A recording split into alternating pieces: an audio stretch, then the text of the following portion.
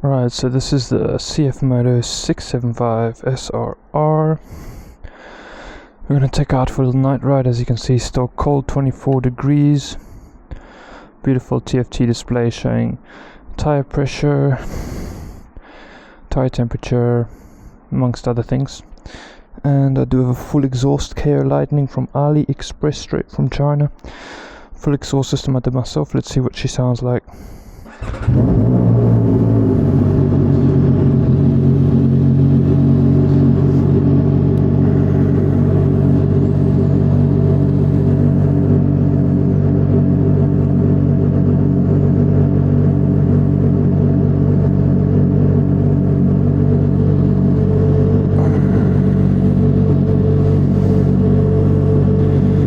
Just give it a few seconds to warm up.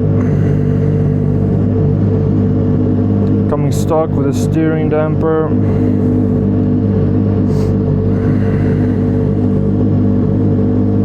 There's a kitty cat.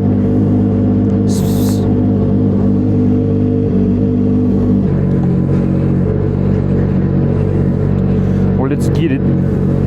Alright, here we go, I guess.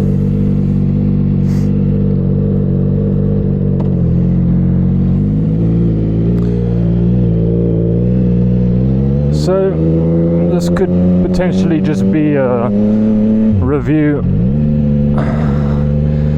information about myself. I haven't ridden for years, but the passion has always stayed, and I decided to get something that I could get comfortable with before I go ahead and get 1,000, as I almost did get. Not understanding the power of the 1,000, because this 675, the power still blows me away, and I've ridden about how many 1,500 kilometers, and this power still does scare me a little bit. It has enough power that it just makes the wheel spin, you know, when you wanna launch a little bit.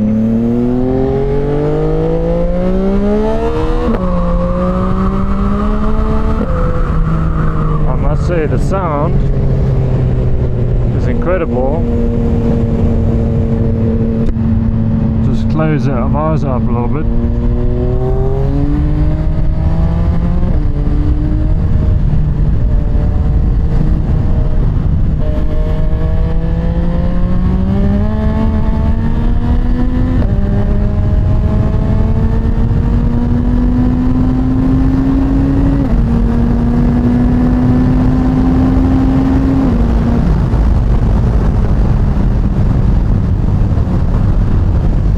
Say the wind right now is pushing really hard against me, otherwise I would have pushed that a little bit more.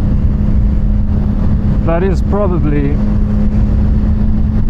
there's someone coming. That is probably the worst thing I find about this bike, is this fucking wind. Oh, there's a bump. This windshield is pretty much non-existent. Not quite sure where I'm going, but just go do a little bit of a turnaround. This bike is really smooth, but to be honest, I have lost all my riding skill, which I've realized. So it's going to take some time for me to get smooth again. Some bumpy roads, bro. But that sound is really nice. There's a camera right here.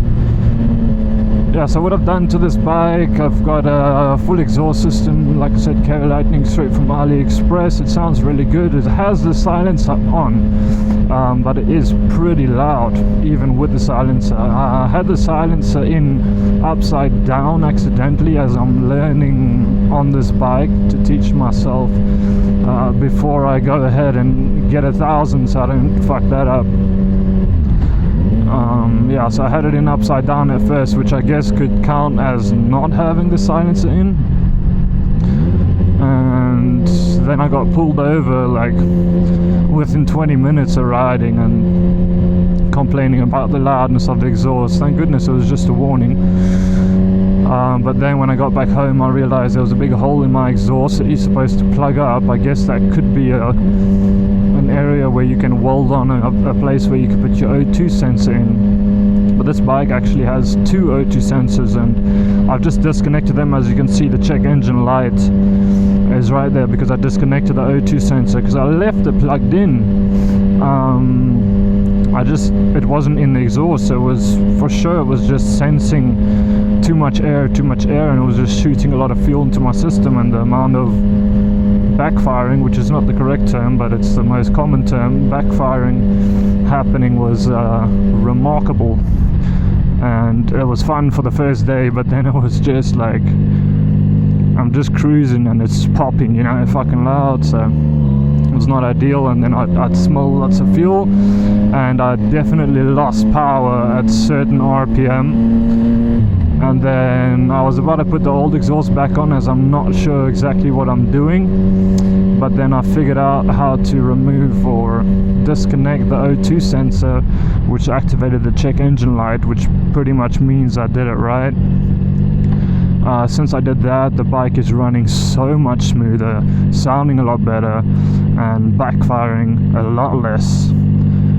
So I'm definitely a lot more happy with it. But concerns would be tire pressure, the grip, or the torque is too much. I don't know, but sometimes I just want to push it like that. Like that was nice. I felt the traction, but a lot of the time, especially in second gear, when I do a pull like that, the back just slides, you know. And it's most likely because my tire pressure is where it's supposed to be. I might need to drop it a bit, or just because it is a 3-cylinder and it's high torque, you know, maybe it's just gonna spin. Sound is great, handling is great. I don't have much to compare it to, as this is the biggest bike I've ridden, and I haven't ridden it much. And because the tire likes to slip when I pull a bit in second, but like now I just do a comfortable pull and the traction is there. It could also be because I'm coming out of winter now where I was, and the roads were very cold, tire was cold, everything was super cold. Now the temperatures are a lot nicer. This could be playing a big part. But this is the first time I've ridden in when it's a bit warmer out, so. And 99% of the time I ride with traction control on. Let's say 99.99. I put it on traction 1 at a point, but I'm still a little bit scared of this power. It excites me a lot, so currently I'm not in the mood to turn that off and see what might happen, if the wheel is gonna come up or anything like that. Here, listen to that. Damn! Like there, it slipped. There I wasn't giving much power, but it slipped, you know. Maybe it's hitting the power band, or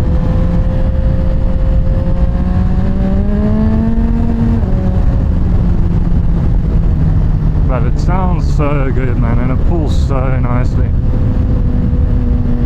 I'm not certain of what the term when people say the power is linear, but I want to say that about this. But this wind coming at me right now is fabulous, honestly. This is what I was feeling when I was trying to fucking pull it 200. That is the max speed I've gone, was 200.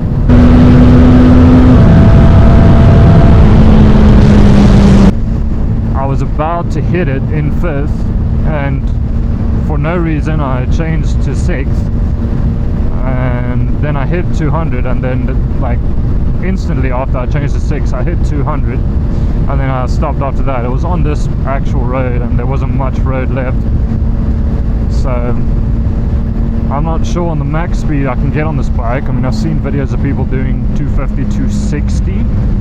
I'm not sure if they've done anything to the bike, as there isn't any audio explaining anything that they might have done. Yeah, now we're gonna head back, and because of the second gear. Oh, the second gear wheel slip I sometimes experience.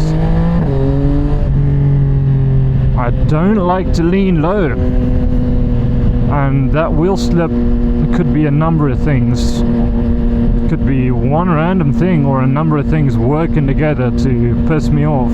Road could be cold, road could be dusty, road could be shit. As you can see, this road is pretty shit.